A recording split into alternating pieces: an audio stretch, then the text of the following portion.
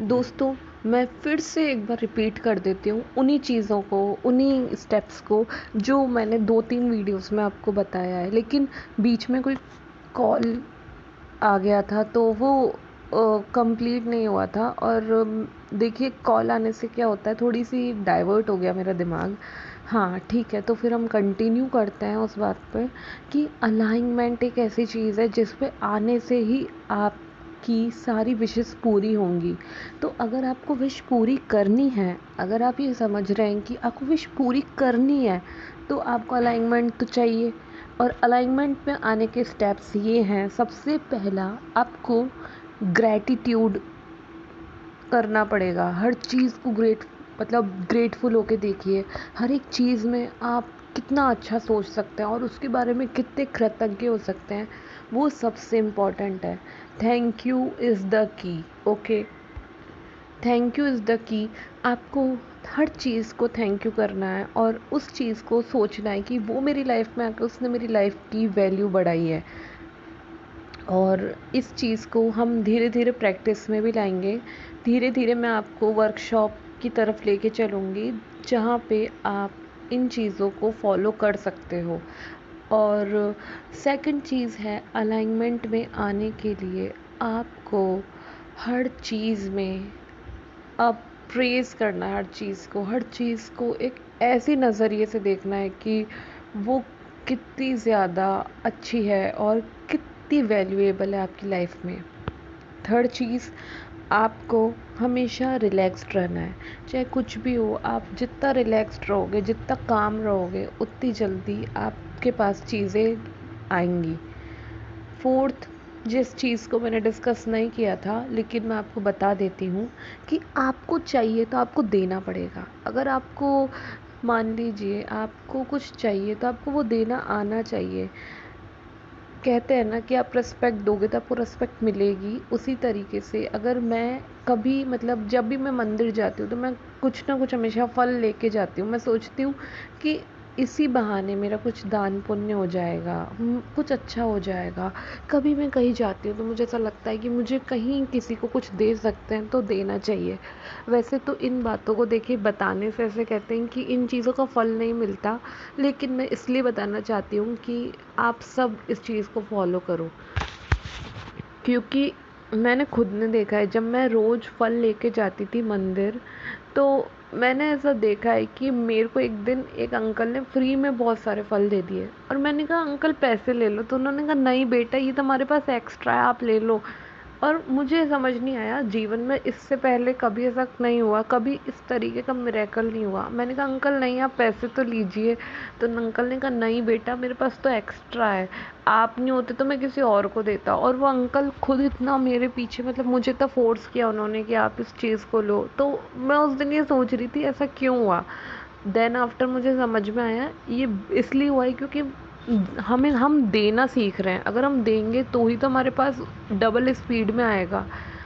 और आप एक अच्छा बिहेवियर रखिए। देखिए फिर से फ़ोन आ गया। हाँ, देखिए फ़ोन आ जाता है बीच में तो थोड़ा सा डाइवर्ट हो जाता है और बार बार फ़ोन आते रहते हैं मेरे फ़ोन पे और मैं फ़ोन में रिकॉर्ड करती हूँ। हाँ, तो एक और स्टेप मैं आपको ये बताना चाहती हूँ जो अलाइनमेंट की ओर आपको लेके जाएगा कि आपको कोई कानाफूसी नहीं करनी, किसी तरीके की कंप्लेंट नहीं करनी, किसी भी चीज़ में ना नुक्ताचीनी नहीं करनी। अगर वो चीज़ें हो रही हैं तो जस्ट इग्नोर। आपको कुछ भी चेंज नहीं करना, किसी इंसान को सुधारना नहीं है, आपको इग्नोर करना है। सिंपली इग्नोर कीजिए। किसी भी इंसान को सुधारने का हमारे पास टाइम नहीं है और किसी के सुधारने से कोई सुधरता नहीं है। आपको अपनी एनर्जी, अपने नज़रिए को शिफ्ट करना है और आपको ये सोचना है कि लाइफ कितनी अच्छी है। और अब देखिए, खुद ही आप सुलझा हुआ फील करोगे जब आपको, क्योंकि लोगों की बुराई करने से तो कुछ होने से रहा, और फिर बुराई करने से आप कंप्लेनिंग मोड में जा रहे हो, क्रिटिसाइज मोड में जा रहे हो, तो फिर आप एक लैक शो कर रहे हो कि ऐसा उसने मेरे साथ अच्छा नहीं किया इसलिए मैं उसकी बुराई कर रहा हूँ या मैं कर रही हूँ। तो वो लैक की सिचुएशन होगी तो भी आप कभी अलाइनमेंट में नहीं आ पाएंगे, क्योंकि भरपूरता, अलाइनमेंट चाहती है भरपूरता, एबंडेंस चाहती है। उस एबंडेंस के लिए आपको लोगों को जो आपको बुरे लग रहे हैं तो उन्हें इग्नोर करना होगा, सिंपली इग्नोर। चाहे वो आपके घर के इंसान हो या फिर कुछ ऐसा हो कि आपके घर में भी कोई आपकी बात नहीं समझ रहे हो, तो आपको उनकी तरफ से थोड़ा सा माइंड शिफ्ट करना है आपको, क्योंकि आपकी एनर्जी लो नहीं होने देनी है। आपकी एनर्जी इतनी हाई वाइब्रेशंस पे रहनी चाहिए कि आपने सोचा और वो चीज़ हो गई, आपने चाहा। कुछ आर्ट्स की बात होती है, मैनिफेस्टेशंस को ऐसा बना रखा है कि सालों में होता है, ऐसा कुछ नहीं है। कुछ आर्ट्स की बात होती है, आप अलाइनमेंट में आइए, सब कुछ हो जाएगा, सब कुछ पॉसिबल है बस। और हमें कई बार ऐसी सिचुएशन होती है कि कई बार हम किसी चीज़ पे ध्यान ना देना भी अलाइनमेंट की तरफ ले जाता है। अगर आप उस चीज़ पे ध्यान दोगे तो डेस्परेशन अपने आप आने लगेगा।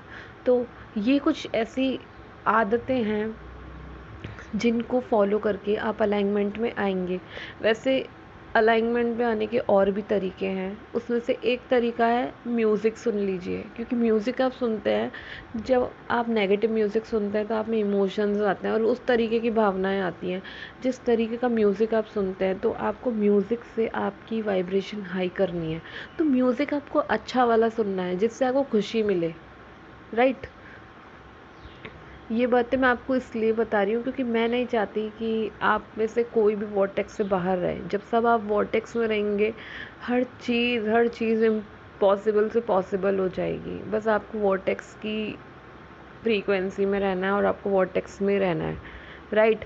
और एक और चीज़ है कि छोटे बच्चे से मिलते हैं तो छोटे बच्चे इतने प्योरेस्ट फॉर्म में होते हैं, उनके लिए कुछ भी रेजिस्टेंस नहीं होता, उनकी लाइफ में कोई रेजिस्टेंस नहीं होता, वो सोर्स का दूसरा रूप है। तो आप जो छोटे बच्चों से मिलोगे आपको इतना ज़्यादा डिवाइन फील होगा। और छोटे बच्चों में ना किसी भी तरीके का रेजिस्टेंस नहीं होता, उनके लिए सब कुछ ऐसा होता है कि हाँ, चुटकियों का खेल। तो छोटे बच्चों से मिलिए, उनसे अपनी एनर्जी शेयर कीजिए, उनसे बात कीजिए, मिलिए, तो आप अपने सारे गम भूल जाएंगे, सारा स्ट्रेस आउट हो जाएगा। वो स्ट्रेस बस्टर ही होते हैं छोटे बच्चे, तो मैं स्ट्रेस बस्टर ही मानती हूँ।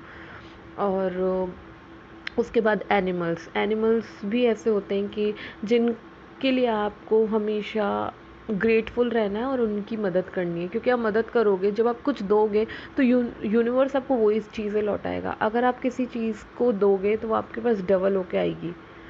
और इसके बाद एक और चीज़ है जिससे आप अलाइनमेंट में रह सकते हैं, और वो चीज़ है क्लीनिंग।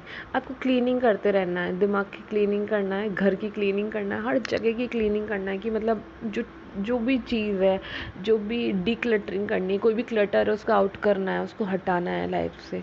चाहे वो दिमाग का क्लटर हो, चाहे वो घर का क्लटर हो, फ्रेंड्स में हो कोई ऐसा हो जो बहुत नेगेटिव बोलता है और ऐसे वातावरण बना रखा है कि यार नेगेटिविटी की बातें करते रहते हैं 24 घंटे, तो उन लोगों से 24 घंटे भी नहीं, वो 1 मिनट भी नहीं झेलना, तो वो अनझेलेबल है तो है। तो 1 मिनट की भी नेगेटिविटी हमें नहीं झेलनी किसी की, क्योंकि नेगेटिव इंसान के जिस तरीके से परसीव करता है तो हम उसके नज़रिए को हम चेंज नहीं कर सकते, हम अपने आप को उससे दूर रख सकते हैं। तो आपको ऐसे एनवायरनमेंट में भी नहीं रहना जो हर वक्त नेगेटिव बात करते हैं और नेगेटिव तरीके से सोचते हैं चीज़ों को।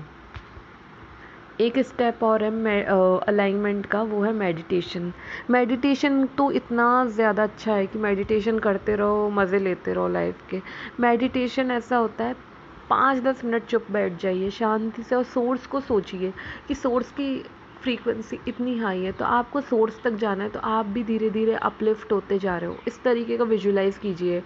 देखिए हज़ारों थॉट्स आते हैं मेडिटेशन करने के टाइम, आपको किसी भी थॉट को नहीं रोकना, उन्हें आने देना है, उन्हें फ्लो होते रहने देना है, लेकिन आपको सोचना है कि इस तरीके का मेडिटेशन करना है। चाहे आप बाथिंग मेडिटेशन कर सकते हो, स्लीपिंग मेडिटेशन कर सकते हो, सोने से पहले मेडिटेशन कर सकते हो, वो सबसे बेस्ट टेस्ट होता है, क्योंकि सो के आप सोने से पहले मेडिटेशन करोगे, फिर उसको लेट गो कर दोगे और सो जाओगे और वो चीज़ें आपकी लाइफ में आने लगेंगी।